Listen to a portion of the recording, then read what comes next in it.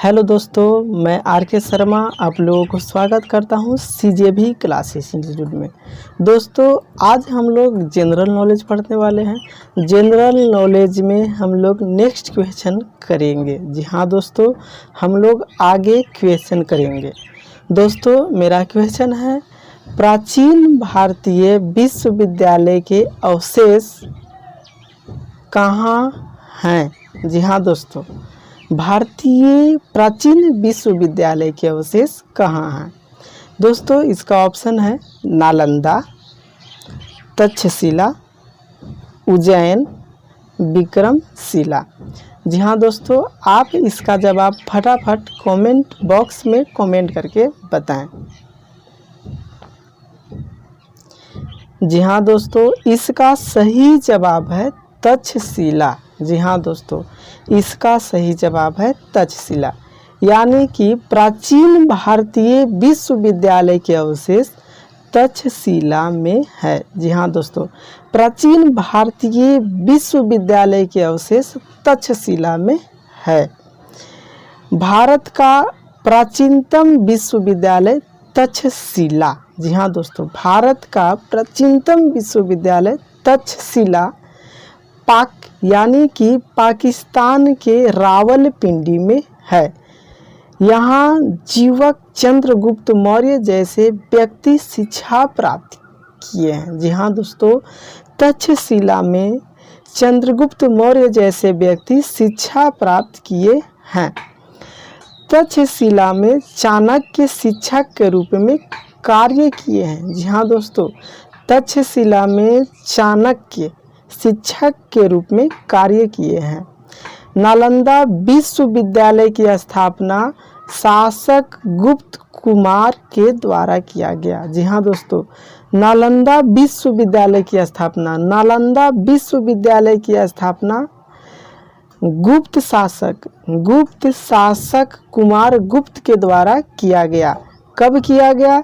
414 से। जी हाँ दोस्तों, 414 से 454 ईस्वी तक किया गया। जी हाँ दोस्तों, 454 से 454 ईस्वी तक नालंदा विश्वविद्यालय की स्थापना हुई। नालंदा विश्वविद्यालय बना 436 ईस्वी में किया गया। जी हाँ दोस्तों, इसका नालंदा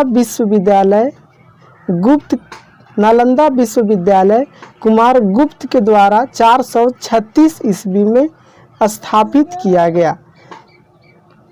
अब दोस्तों, नालंदा विश्वविद्यालय को, जी हाँ दोस्तों, नालंदा विश्वविद्यालय को किसके द्वारा विध्वंस किया गया? नालंदा विश्वविद्यालय को बख्तियार खिजली, जी हाँ दोस्तों, बख्तियार खिजली के द्वारा 1199 से 1102 के पूर्वी अभियान के दौरान विध्वंस कर दिया गया। जी हाँ दोस्तों, नालंदा विश्वविद्यालय को बख्तियार खिजली के द्वारा 1199 से 1202 के पूर्वी अभियान के दौरान विध्वंस कर दिया गया। अब दोस्तों, मेरा नेक्स्ट क्वेश्चन है, ईसा पूर्व द्वितीय शताब्दी में कागज बनाने की कला किसने खोजा? जी हाँ दोस्तों, ईसा पूर्व द्वितीय शताब्दी में कागज बनाने की कला किसने खोजा? ऑप्शन है चीनियों ने, रोमनों ने, ग्रीकों ने, मंगोलों ने। जी हाँ दोस्तों, इसका सही जवाब आप लोग कमेंट बॉक्स में कमेंट करके बताएं। जी हाँ दोस्तों, इसका सही जवाब है चीनियों ने। जी हाँ दोस्तों, ईसा पूर्व द्वितीय शताब्दी में कागज बनाने की कला चीनियों ने खोजा। जी हाँ दोस्तों, द्वितीय शताब्दी ईसा पूर्व में कागज बनाने की कला चीनियों ने खोजा। इसमें पूर्व मिस्र में पेपरस नाम के पौधे से कागज बनाया जाता था। जी हाँ दोस्तों, इसमें पूर्व मिस्र में पेपरस नामक पौधे से कागज बनाया जाता था। भारत में कागज के रूप में भोजपत्र का प्रयोग किया जाता था। जी हाँ दोस्तों, पहले भारत में पेपर यानी कि कागज के रूप में भोजपत्र का प्रयोग किया जाता था। अखबारी कागज का सबसे बड़ा उत्पादक कनाडा है। जी हाँ दोस्तों, आज के डेट में भी अखबारी कागज का, अखबार बनाने वाले कागज का सबसे बड़ा उत्पादक कनाडा है। चीन में सर्वप्रथम प्रतियोगिता परीक्षा की शुरुआत की गई थी। दोस्तों, सबसे पहले प्रतियोगिता परीक्षा की शुरुआत चीन से की गई थी। चाय का प्रचलन सबसे पहले चीन से ही आया है। जी हाँ दोस्तों, चाय का प्रतिपादन सबसे पहले चीन से ही आया है। भारत चीन के बीच पंचशिला समझौता 1954 में हुआ। दोस्तों, भारत और चीन के बीच पंचशिला समझौता 1954 में हुआ। माओ त्से तुंग चीन का रहने वाला व्यक्ति था। जी हाँ दोस्तों, माओ त्से तुंग चीन के रहने वाला व्यक्ति था। चीन का राष्ट्रपिता किसे कहा जाता है? जी हाँ दोस्तों, चीन का राष्ट्रपिता, दोस्तों चीन का राष्ट्रपिता डॉक्टर सन यात सेन को कहा जाता है। दोस्तों एक बार फिर, चीन का राष्ट्रपिता डॉक्टर सन यात सेन को कहा जाता है। डॉक्टर सन यात सेन को चीन के राष्ट्रपिता कहा जाता है। दोस्तों, भारत का राष्ट्रपिता किसे कहा जाता है? भारत का राष्ट्रपिता महात्मा गांधी को कहा जाता है। ठीक इसी तरह चीन का राष्ट्रपिता डॉक्टर सन यात सेन को कहा जाता है। अब दोस्तों मेरा नेक्स्ट क्वेश्चन है हड़प्पावासी किस वस्तु के उत्पादन में सर्वप्रथम थे? जी हाँ दोस्तों, हड़प्पावासी किस वस्तु के उत्पादन में सबसे आगे थे? ऑप्शन है मुद्राएं, कांसे के औजार, कपास, जौ। दोस्तों इसका सही जवाब आप लोग फटाफट कमेंट बॉक्स में कमेंट करके बताएं। जी हाँ दोस्तों, इसका सही जवाब है कपास। जी हाँ दोस्तों, हड़प्पावासी कपास के उत्पादन में सबसे आगे थे। जी हाँ दोस्तों, हड़प्पावासी कपास के उत्पादन में सबसे आगे थे। शतरंज, जी हाँ दोस्तों, शतरंज यानी चेस, शतरंज की शुरुआत हड़प्पावासियों के द्वारा किया गया। दोस्तों शतरंज का शुरुआत किसके द्वारा किया गया? शतरंज की शुरुआत हड़प्पावासियों द्वारा किया गया।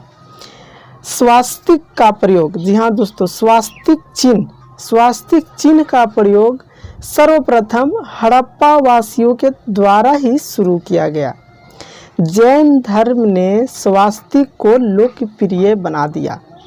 दोस्तों जैन धर्म स्वास्तिक को सबसे ज़्यादा लोकप्रिय बना दिया। चांदी का प्रयोग भारत में सर्वप्रथम हड़प्पावासियों के द्वारा शुरू किया गया। दोस्तों चांदी का प्रयोग सबसे पहले किसके द्वारा किया गया? तो चांदी का प्रयोग सबसे पहले हड़प्पावासियों के द्वारा किया गया। हड़प्पा सभ्यता भारत की प्रथम शहरी सभ्यता है। जी हाँ दोस्तों, भारत की प्रथम शहरी सभ्यता कौन है? तो भारत की प्रथम शहरी सभ्यता हड़प्पा सभ्यता है। हड़प्पा सभ्यता भारत का प्राचीनतम सभ्यता भी है। जी हाँ दोस्तों, सबसे पुराना सभ्यता कौन सा है भारत का? सबसे पुराना सभ्यता भारत का हड़प्पा सभ्यता है। कपास को हड़प्पावासी किस नाम से जानते हैं? जी हाँ दोस्तों, कपास को हड़प्पावासी किस नाम से जानते थे? कपास को हड़प्पावासी सिंडल नाम से जानते थे।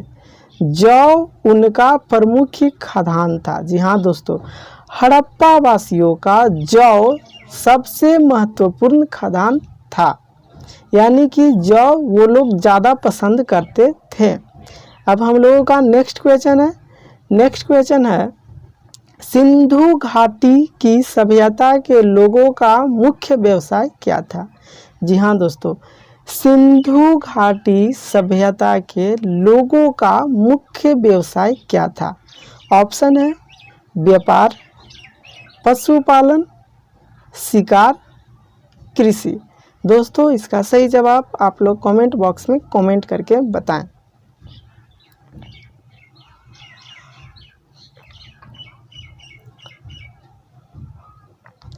जी हाँ दोस्तों, इसका सही जवाब है कृषि। जी हाँ दोस्तों, इसका सही जवाब है कृषि, यानी कि सिंधु घाटी की सभ्यता के लोगों का मुख्य व्यवसाय खेती थी। हड़प्पा सभ्यता में अनेक फसल की खेती होती थी, जिसमें गेहूं और जौ प्रमुख थे।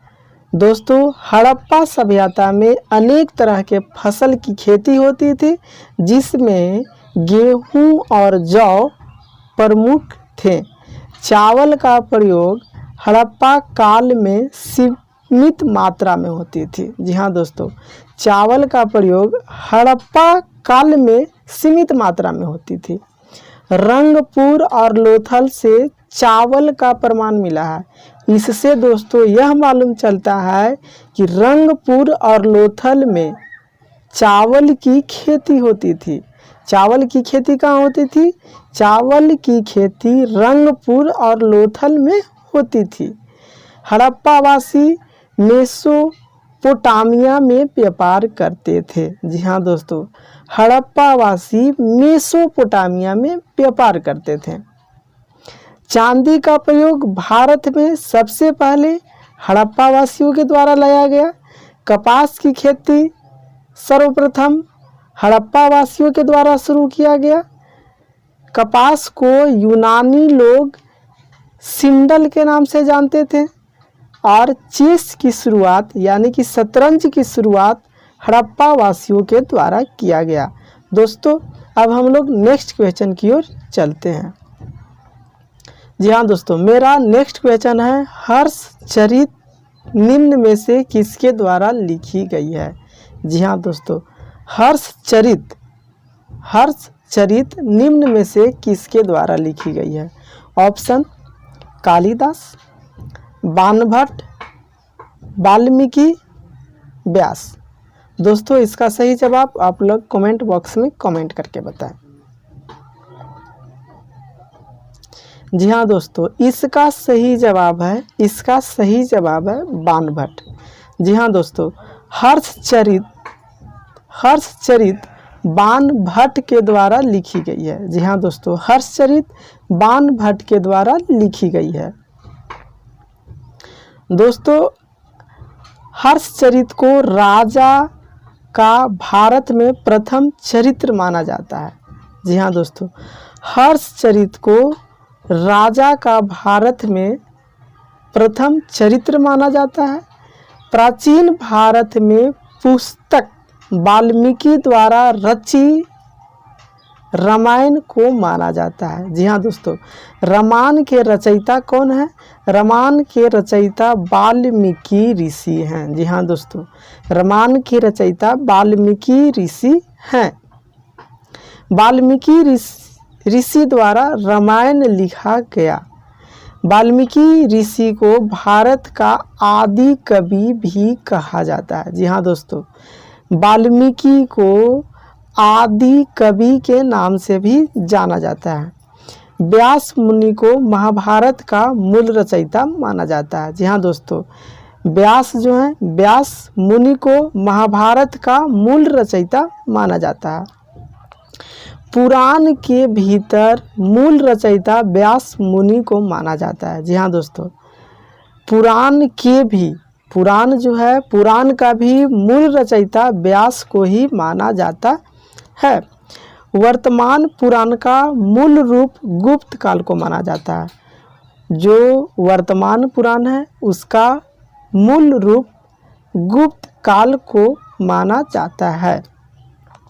पुराण के 5 भाग हैं। जी हाँ दोस्तों, पुराण के कितने भाग हैं? पुराण के कितने भाग है दोस्तों? पुराण के 5 भाग हैं। कौन कौन है? सर्ग, प्रतिसर्ग, मनयंत्र, वंश, वंश चरित्र। जी हाँ दोस्तों, पुराण के 5 भाग है। पुराण के 5 भाग कौन कौन है? सर्ग, प्रतिसर्ग, मनयंत्र, वंश और वंश चरित्र। भारत का राष्ट्रीय पुस्तक कौन है? जी हाँ दोस्तों, भारत का राष्ट्रीय पुस्तक गीता है। गीता है। जी हाँ दोस्तों, भारत का राष्ट्रीय पुस्तक गीता है। पुराण भविष्यत शैली में लिखा गया है। जी हाँ दोस्तों, पुराण किस शैली में लिखा गया है? पुराण भविष्यत शैली में लिखा गया है। दोस्तों मेरा नेक्स्ट क्वेश्चन है, जय हिंद का नारा किसने दिया? जी हाँ दोस्तों, जय हिंद का नारा किसने दिया? सुभाष चंद्र बोस ने, जवाहरलाल नेहरू ने, मोतीलाल नेहरू ने या महात्मा गांधी ने? दोस्तों इसका सही जवाब आप लोग कमेंट बॉक्स में फटाफट बताएं। जी हाँ दोस्तों, इसका सही जवाब है सुभाष चंद्र बोस ने।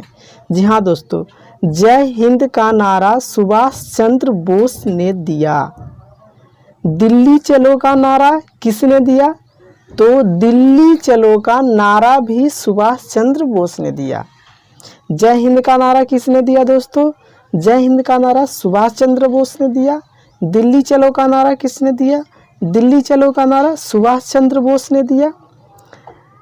अब दोस्तों आराम हराम है का नारा किसने दिया? आराम हराम है का नारा किसने दिया? आराम हराम है का नारा पंडित जवाहरलाल नेहरू ने दिया।